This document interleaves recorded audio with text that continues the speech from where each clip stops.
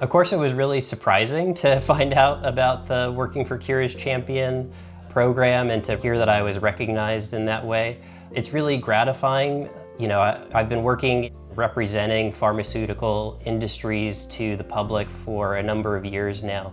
And it's difficult, it's a challenge for me. I'm naturally a pretty introverted person, and so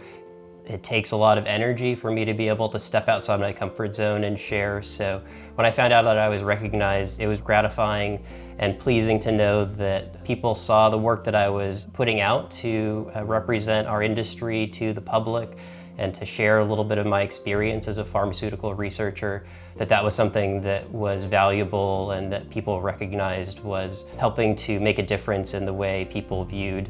my work and my colleagues and the efforts that we put in. I've been really fortunate to be able to interact with lawmakers both in the federal and at the state level and in different public forums to be able to share a bit about the pharmaceutical research process and how important it is to be advancing the research and development efforts that go into developing new therapies for different diseases.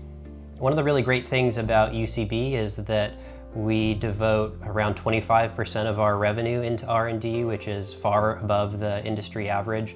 to support the development of new projects. And so it's important to me to help to share that with the public and with lawmakers to see how much we as a company value the development process and to help understand how that money is being spent, because it's an awful lot that goes into this process. And so part of that has been really important to me to communicate that research that you see and is being spent on development of new drugs isn't just going into those therapies that ultimately make it to market. For every successful project that we have, there's so many that we identify as not being able to progress, and indeed that's a part of our job that we do to look for those that can't move forward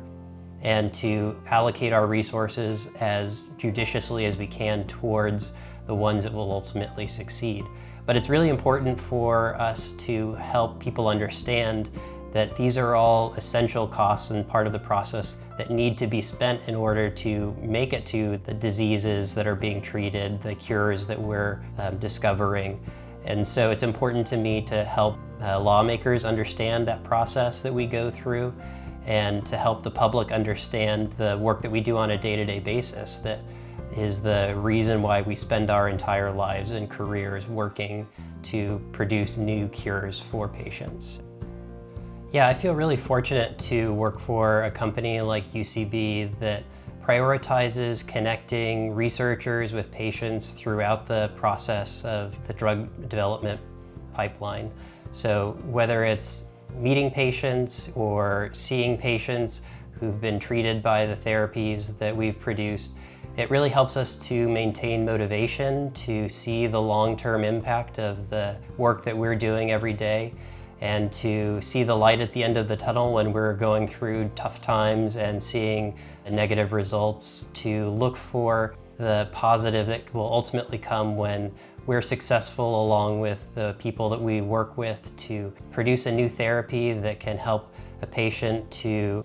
be able to live and to thrive despite the diseases that they may have. So it's really great at UCB to see the patient through each step of the research process and to maintain that focus and motivation for the long haul. My name is Stephen Mayclin, and I work for Cures.